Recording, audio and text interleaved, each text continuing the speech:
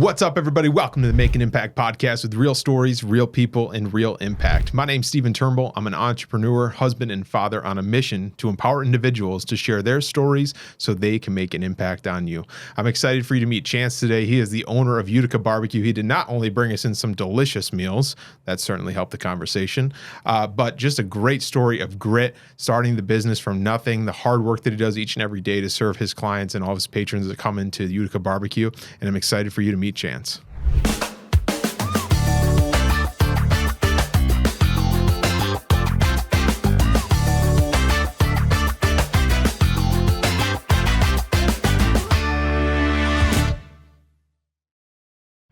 All right, Chance, we're back with Make an Impact podcast. Thanks for being here, sir. How are you? Good, Borawski, good. Am I saying that right? Yes, sir. Chance Borawski, how are you doing today? Good, good. Utica BBQ. Yes, sir. So we're going to dive into, look at this beautiful stuff we've got on camera here. It's nice props. I'm going to do my best to try not to eat them until we're done, because then I'll just be all over the place and make myself a mess, which we don't want to do. They're delicious. But I'm excited for this conversation because we just met. Mike literally just met. Mike, our engineer here, was like, hey, you got to have Chance on. He's a great guy. Want to hear the story, dive into everything. Before we get into Utica BBQ and everybody needs to know about that, talk to me about Chance. Tell us your story. Grew up Utica. Went to Whitesboro, normal childhood, and then moved to Boca Raton, Florida, Deerfield Beach. I was 18, and I cooked up here, cooked down there, and just got a good break down there. Worked 18 years old. I was a chef of a restaurant on the beach. Cool. And you don't get that opportunity too many times, Right. So it just ran with it, had a talent, and just worked, grinded, and here we are. Yeah. How long were you down there? Like 17 years almost. 17 years. Yeah, right around 15, 17 years, something like that. Yeah. Off and on, because I have a consulting business too where I travel and go do hospitality, mostly back of the house, clean up, organize places, structure them, see what's better, what they can do, cost, Yeah. So I travel a lot doing that. Not as much anymore. Sure. Obviously. Yeah. So what got you into the restaurant world in the beginning? And I'll preface the question with, I used to wash dishes back in the day. So I at least was in the kitchen, right? And I had no idea what to do besides, here's a dirty dish, make this a clean dish. That's that was therapy. my responsibility. That's therapy to a chef. It was. But I realized real quick that the chefs and the people that are cooking and are doing it for a living and doing it for a career, you have to love it. Yeah. You have to love it because it's, like you said, it's hard work. It's long hours. You're working when nobody else is working. You're working on holidays, whatever it might be. Where was that for you? Where did that start for you? My first job was actually as a busboy at Jack Appleseed's. Okay. Which, if it's locally, Delmonico's now. Yeah. And did those one summer as like a busboy when I was like 13, and then kitchen next summer. And then next summer I was pretty much running the line and kind of just progressed like that. Never thought about hours, like hours, the money, so that's most chefs. Once you get to a certain level and you want to do that, you don't think about your salary. You think about what you need to survive and Sure. what makes you happy, and Right. that's it. Yeah. Because if you did hourly, I make like 4 cents an hour. Sure. Yeah. Yeah. Yeah. But you have to love it, and it's just it's constant. You hold yourself accountable to your standards, and that's what you have to go for. No one's going to tell you what to do, how to do it, really. I mean, there's good chefs to work for and stuff, but mostly it's put your head down and grind and experiment. So when you started, you said you were 18, head chef in Florida, right? Yep. So like at that time, was it ever the vision of I'm gonna own my own place, or was it like, hey, this is just working for me, I'm enjoying it, I'm able to do the things that I want to do at this point in life? Like, what did that look like? Yeah, it kind of progressed into because I went from such busboy to chef in quite a short time. Yeah. So there was, especially going to Florida, I was the minority. Everyone was Spanish speaking, so you learn real quick, like what to do and how to evolve and how to treat people and, and teach and guide, because at the end of the day, they couldn't cook like I could cook, but I could learn from them. And they were all much older than me. So how do you lead and respect somebody? You know what I mean? Like, yeah. But first in, last out, grind, constantly, study, constantly experiment, and try to push and make it uncomfortable for everybody. As in, like, once they get complacent, that's where it's me. I'll just start over again. Yeah. Mike, I'm trying to think what episode this was on, but we had somebody on and we were talking about it, and I'm going to butcher the quote, but it was great, along the lines of like, there's no elevator to success. You have to take the stairs. And you're going to fall down. Talk to us about that. You're going to fall down those stairs a lot. And That's what, I mean, even still to this day, I'm 43 years old. I make mistakes every day. I get paid to fix people's businesses, and it seems like mine is in peril every day. You know, it's like, I know what to do, but it's like, but then when you have other factors of your support system is family and friends, it's a very difficult road to navigate because feelings get hurt. The structure breaks down, you know what I mean? And you try to hold it together. And at the end of the day, I try to learn from the good and the bad. Whatever situation it is, could I react differently? Could I say something differently? Maybe I shouldn't. You know what I mean? Like, right. I take it for what it's worth. And at the end of the day, I don't hold grudges and, you know, stuff like that. I try to always continue the vision. Yeah. Because at the end of the day, if I don't, I'm the one that's going to suffer. Yeah. Yeah. You know? So.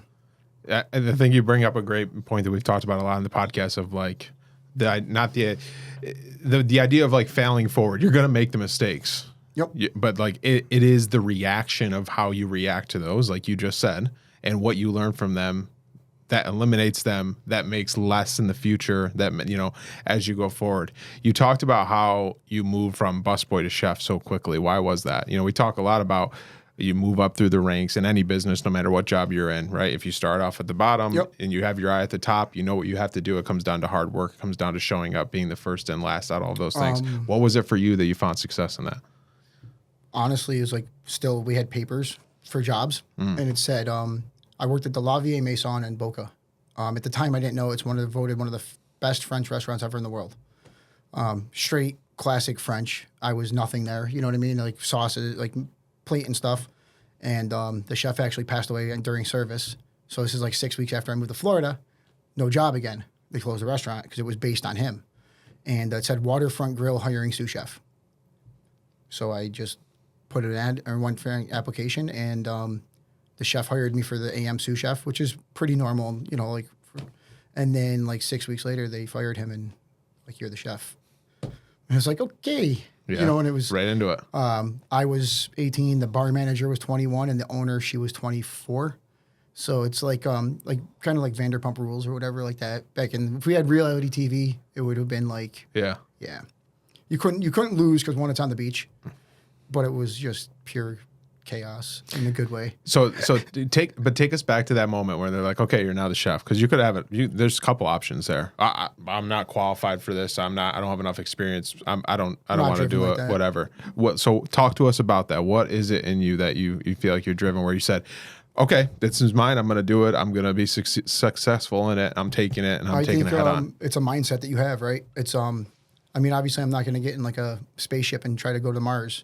Like, it's beyond like my, you know. They could use some good barbecue at Mars. They probably could, right? I'm sure. And but like certain things, when you are faced with them, you make a decision, right? Like, or when you teach yourself new things, like everything that you do. Like, I'm not a carpenter, but I build everything at the restaurant, right? And it makes me think and makes me change from cooking to that and focus on something different. And I think it's when you're given the opportunities, take them. It's mindset, as long as it's in what you enjoy, right? Or maybe it's not what you enjoy, but I tell my buddies all the time, their family has businesses. Well, I don't want to be a painter. Well, the company does $10 million a year. Go be a painter, learn the business, do everything you can, then run that company and put someone there. Then take that money and go do what you can do with it. Because you have a resource that 99% of people don't have. You already have a generating, you know what I mean? That's the hard part. Yeah. You know, like I come from no businesses in the family, and this is a grind, you know, and I enjoy it. I think if it's given and you don't work for it, it's easily lost, you know, but people take it the wrong way as well, because you're fighting for, like you said, you're fighting for you at the end of the day. So like my standards are my standards, doesn't make your standards wrong, but the emotions and feelings people have, and you know what I mean? It's just like they don't get it, because at the end of the day, it's you're going to be standing there with the bills or the accolades or the record, but at the end of the day, it's still all on you. You should have been here about 45 minutes ago when we were setting up, because Mike and I were having this exact conversation just about the conversation around people who are entrepreneurs, started their own business. The only person that's going to relate is the other person that's doing it, right? And like you said, there's going to be friends that have 9 to 5 jobs. There's nothing wrong with that. but they have these 9-to-5 jobs. They don't have the responsibility. They haven't taken all the risks, like you said. Like, no, this is my standard because I'm the one that's putting everything on the line. I'm the one that's risking everything to start this new restaurant, Right. to come out with this new menu, whatever it is. This is what I'm doing. Right. It's such an interesting conversation because it really, the more and more I've had the conversation, it really boils down to if people get it or they don't. Well, yeah, because at the end of the day, I mean, even your business, you don't go home at 5 o'clock and you just shut off now, right? 'Cause Right. You own it. Right. So if you don't educate and try to learn or evolve with the business or the industry, where are you going to be? Mm-hmm. Right. So like we could be out to eat, all three of us, and I'm going to be like, yo, look at that doorknob or look at that light switch. Mm-hmm. How can I make it mine? You know, and that's, you're never going to just reinvent the wheel, right? It's always going to be round. Maybe not, but Yeah. you can always Mine's take more ideas. like square, Mine and then it's looks got this like crack. triangles or something, like it's a flat triangle, going over many speed bumps at once. Yeah. Well, it's still moving. It's still moving. But you know, it's that's the part of it. Is especially the restaurant is constantly, you know, there's so much to do, Mm-hmm. you know, and people don't get it. Like, oh, shut down this day, and like, okay, who's going to pay the bills? Right. Or that revenue that even if it's $300 or whatever it is, it's still Yeah. coming in Yeah. because you don't get a paycheck. Right. I don't get a paycheck. Mm-hmm. I left good jobs, paying jobs. You know what I mean? Like where you get comfortable. Oh, I make this, and Sure.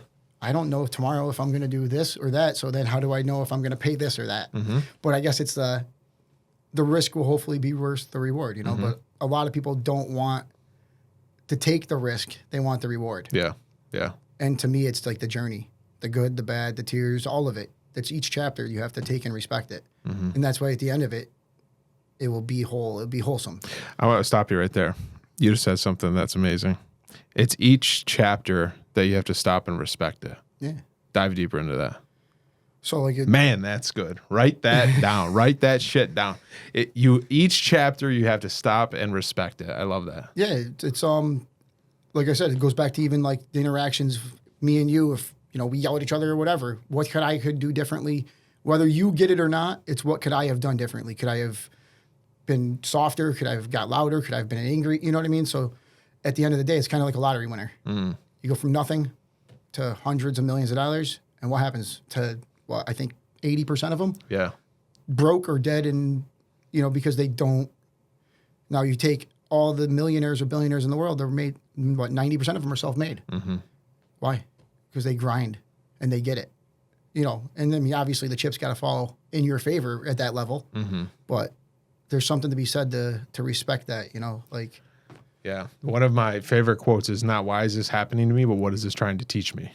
We talk about the fail forward thing we talked about, but you just laid it out there so perfectly of the chapters. And it's like, I was talking with Mike because we're both in similar journeys of entrepreneurism of like, you know, how many years we've been at it and whatnot.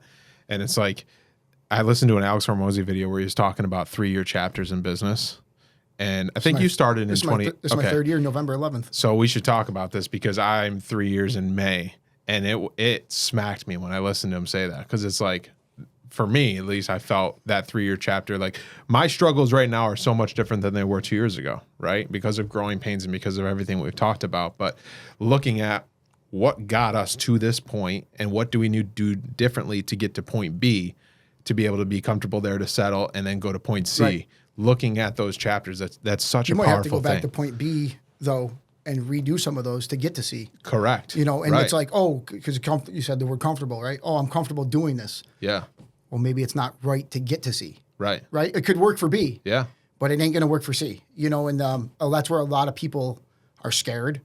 They don't want to change, or, you know, they don't want to evolve, or, you know, educate themselves or their business. Mm-hmm. And you know, you got to be an entrepreneur. It's a risk taker. Mm-hmm. You're a gambler. Yeah. You know, you gambled everything you can do, whatever business it is or industry is. You're taking a bet on yourself. 100%. Yeah. You know, and a lot of people can't do that. I've shared this before on the show, but one of my best friends, when I was looking at, am I going to start the business and am I going to take the risk? Am I going to do it? They said, what's the worst possible thing that's going to happen from this decision? What's the best possible thing? And what's probably going to happen? If you're okay with all three of those things, why are you not doing it? Right. At the end of the day, I mean, the restaurant, right? It's clean. It's organized. I've made many changes from having staff to no staff to me to now it's evolved into kind of like a craft barbecue, which isn't around this whole country. So now it's like, and it's questionable, right? Because I question myself every day. Is like, could I just put some stuff on a plate and just sell it? Or like, do I keep going forward with this? Right? And it's like the other day, last week, the breakers blew in the basement. While I'm trying to fix those, the water main breaks downstairs. So it's spraying me in the face in the electric blocks. Turn around, break the brand new iPhone, slip, spray my wrist. 4 minutes. All the day of an entrepreneur. In a black, dark basement. So I just sat Indian style and just kept getting hit in the face with water. And just sat there for a minute and was just like, not why me, but like, what did I do? But like, you just get up and shake it off 5 minutes later and just be like, all right, we're going to fix this, and then just keep, even if you don't have the financial means, it's like you find ways to make it work until, naturally everyone would just want to call like this person, come do this, but not there. Be great to be like, yeah, come do this for 10 grand, but maybe someday it will be. So for you, what is it that makes you get up in that dark basement after taking a little water to the face and saying, all right, let's go. This is step one to get this fixed. What is inside of there that makes you do that? Going back years now, I'm in recovery, was a opiate addiction, I guess you could say, or anything. I mean, I was a maniac. Give a kid $200,000 a year at 18 and you're in South Florida, right? And unfortunately, good and bad, I'm the type that can do whatever and then still go to work and no one knows, and still function at a high level, which you justify forever, right? Because if your bills are paid and you look okay and people don't know, you hide everything, you just kind of go with it, right? And then when your friends are like, you're going to die, we can't be friends with you. Then you start to kind of like think about it, right? And it's one of those things of just like, why you can't quit on yourself, right? If you quit on yourself, like who else is going to take a gamble on you, or who's going to trust you at that point, right? If you can't trust yourself and you can't fight for yourself, then in my eyes, you're dead, really, right? I mean, I would have been. I don't know what made me stop eventually. I had kidney failure, but I mean, this is years ago. I've lost everything, had people support me, and always had a vision of this, owning a restaurant or whatever. And I thought it would have came 20 years ago, right? When you're 20 years old running a restaurant down in Miami, you're like, you would have thought, when I'm 30, you would have had this. So then you question everything. Will I ever get this opportunity again? Because, I mean, the restaurants that I ran, we don't really have up here. Yeah, and I'm sure you guys are familiar with, like, bigger cities and the restaurants. Like, that's what we did, and I was a young age doing that. So then when you're not there and doing it, you start questioning it, right? Yeah. And that's the dark part, right? Because then you start getting, not dark, but you start questioning everything. Like, do I want to do this? Is it really worth it? But then when I get to do this, it comes easy to me. And seeing people smile and gather and have fun because of food, and then people come to eat, it's like a instant gratification kind of thing too. So it kind of fills that dopamine, I guess, or whatever it is, you know? Yeah. And then, it's just satisfying, I mean, this is what I'm talented at, and it's easy for me to do. So it's at a high level. So it's why not keep doing it, whether people get it or not. Yeah. It only takes one to click. Thank you for sharing that, because that's the point of the podcast. Like, I tell people all the time, they'll be like, oh, well, how'd you get into this, or why do you do this? Because everybody has a story, and everybody's story deserves to be heard. One sentence answer, that's it, right? And that you just shared a ton right there of your why, of why you get up every day and do it, of why you have the breaker blown and the water come out of the place, and you figure out a way to do it, and you figure it out. And then you talked about your why of people coming together for good food, people coming back, making people happy. Like that's incredible. I appreciate you sharing that. Tell us, let's dive into the story about Utica BBQ. So 3 years ago in November, so you're coming up on 3 years? Yeah, it'll be 3 years now. And it's evolved. I had whole staff, catering part, and goes back into, you got to find people with passion and people that want to almost have their own businesses, right? Like, and especially in a small, like this is mom and pop business. It's me. And you got to offer, we don't have the normal corporate package, right? It's like, but you get to come and go as you please kind of thing, very lax, but these are the standards for food. The only thing I can control is the food we put out, not how many people come there, why they come there, and how many. But when they're there, I can give them the best food for the price that we serve it for in the area. You know what I mean? The demographics all have to deal with it. I mean, it has to come together as a whole. Yeah. And I think coming into the third year, it's starting to get to be like that where it's coming together. I'm still ready to like throw it all up in the air and start over again. Like, I don't know which way to go yet. I might take the menu and get rid of it and do just tasting menus. Like where it's a weekly or monthly tasting menu, you come in, and then you can order food to go off of that. I got rid of all the delivery apps, which was kind of ballsy. I just, like the algorithms and going back to social media, it's hard to, got all those hands in the cookie jar, right? And they don't care about you. All they care about is that, right? And then you start getting it down to it. There's not that much profit. Right. And I mean, it's great for certain areas and certain businesses.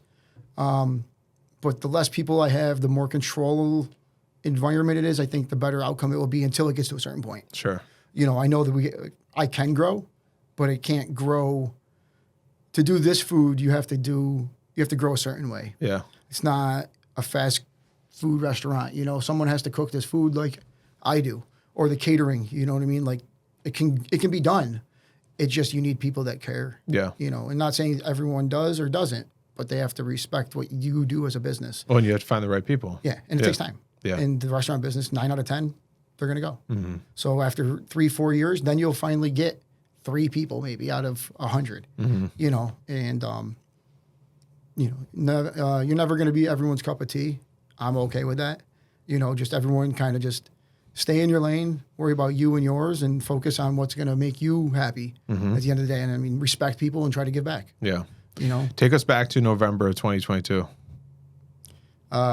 So I was in actually Idaho, at the University of Idaho, doing consulting on their catering department when the old owner of the previous restaurant called me. And I flew back and bought the restaurant from him. So I bought it August 17th, I think. And we opened in November. I remodeled the whole thing. And so it was like a 39-day turnaround. Wow. And I mean, because we only had so much money. Yeah. Like, it was like, here we go. And many, long days don't matter to me, but many long nights of me and my father going at it, and I couldn't do it without him. Like, honestly, I couldn't. I had so much money and so much time, and he definitely played a key role in making this happen. You have to have somebody that believes in you. Yeah. So even after past experiences and what I put them through and trauma, he still believed in me. Love that. I think as men, we can say things and then come back the next day. But there's definitely been family relationships strained from this, which makes me question everything, right? Is it worth it? But at the end of the day, again, it goes back to, what do I do, right? If I do it because of someone, if I close up or get mad or frustrated because of someone else, they won. Or I gave in. It's not about right or wrong. It's about how do you fix things and repair them and grow, because no one's perfect, especially when you're under that pressure of, it's not even so much pressure of the food. It's everything else. Sure. It's the unknown. It's this. It's the, you're trying to. No one talks about that enough. Pressure. No one talks about it enough. And it's all built by us, by your own. Well, I guess it's most of it. Your own standards are what's going to put your pressure on you, right? If you don't care, what standards do you really have, right? What pressure do you have? Right. Open the door, do it, But like, I still, after 30 years in this business, like, get anxiety to, like, if I got stuff done. Like, just now, I was literally making banana cream pie, making cheesecake, making pasta, smoking ribs, and I know I got to be open and be here. And like, the anxiety is like, do I have enough done for my father to stand there? You know what I mean? Like, and try to, as long as I think if you still have that anxiety and that fire and that fuel, it will come. And that goes back to, it's the way you're wired, right? I mean, I'm wired. Like my wife and I have this conversation all the time, and she's like, "You're too hard on yourself," and I'm like, "Okay," but at the same time, we talk about like that's the way I'm wired. Right. Yeah. I'm looking at, we've been in business for 3 years. I'm happy where we're at, but I want to be here next year. And I want to be in 6 months this much further. And I want to do this. I want to do that. that's the way I'm wired, and the reason why we hopefully will continue to succeed because of that pressure. Well, it's the right? only way, right? If you're not wired that way, where would the business have been so far? Right. Right? So, like, that's where the complacency people are like, oh, we got here. Okay. Now, I'm not saying you don't have to scale. You don't have to grow. Yeah. Right? Now, if you're going to have 13 kids and you want to have, obviously got to have money, right? Or whatever. But, like, even I'm the richest I've ever been and the poorest I've ever been. Right? So, richest is I get to do this every day. Right? If I don't want to. But holding yourself accountable is the biggest thing. Because no one's going to tell you to, especially in my mind, no one's going to tell you to sweep the floor, clean the bathrooms. That's the standard you want to have, right? And I've made decisions to cut back revenue, like a lot. I've not stopped. I slowed down the catering because once I sign a contract, that's me. So if you don't have that same burning desire to fulfill that contract as working there, then I'm screwed because I can only be in so many places at once. Right. So that's where I'm kind of like missing that person to do it with, or what do I do? Because I can produce food for thousands like this, right? Very easily. And I know the business is out there. The catering's out there. But then if I leave the restaurant, now I close the restaurant. Yeah. So it's that dilemma, like it's, and then you piss people off because they come on Friday night and you're not there. But then the restaurant's not going to do $10,000. I have 32 seats, right? That's like, so I have to take that, so it's, that's the challenge I'm having right now. And that's why I'm kind of gravitating towards this kind of style of food. Yeah. Any large parties, I don't even, like last weekend, no one even got a menu. I just tell them, no, they're like, what's right there? I'm like, no, not having it. You have any allergies? Yep. This is what you're getting. And like at the end of the day, they're all happy. I mean, there's always going to be someone that doesn't agree with you, or they don't even say nothing to you and they go bash. They don't realize the ramifications of that. And any business, like if, you had a bad interaction with somebody and they want a 1-star, that's a huge detriment to that business, especially without a conversation. Right. And the fortunate thing is over the last 6 months, I've actually grown and went up with an active business, which is really hard because you got to get like, 5-10 times as money as you get one. And, it's the metrics all say that this should be booming, and it's not right now, right? And that's the reality of it. Like, is it the area? Is it the people? Is it me? And then you try to break it down and start doing it again, and then trying to find that niche. We talk a lot about on the show about like the business plan, right? And like, you go to college, whatever it is in business school, they say, oh, you create a business plan and then you open your door and you go 1A, do this, 1B, do this. And then you get to 2A and you realize nothing's working. Right. Like and even short, and even in short 3 years, it's like I look back at some things that I wanted to go after, some things I wanted to be intentional about. In my world, not like catering and restaurant, but like, do we want to do more commercial insurance? Do we want to do more personal insurance? Do we want to go after this type of business? Do we want to do that? And you look back at like the business plan of 3 years, and it's like, what the hell was I thinking? I mean, it's all the same thing, though, right? So do I want to scale it back and do cheaper food? Or do you want to, so it's like commercial insurance. Do you want to go for this one business or do you want to go for this large business? So same concept in each thing. Do I want to go fine dining? But here's the thing that people don't talk enough about is the answers to all of that is doing the work. And starting. And taking the gamble. Right? You wouldn't be where you're at right now in 3 years and saying, do I want to do more of this and less of that if you didn't start and feel the market out. Right. Fail at some things. See, this doesn't work. I don't have time for this, and this, but I can do this. It's all about just doing the damn thing and learning as you go. I know I would have failed already, right? If I wasn't able to cook, right? If I wasn't able to do what I do and the standards I have and the hard work I put in, it's not even work. It's like I said, like the food and the customers isn't work. It's the family and the friends, the people that get to know you. Like that's what makes it hard, but without doing this every day, whether people understand it or not, even your support system, they're not going to understand it.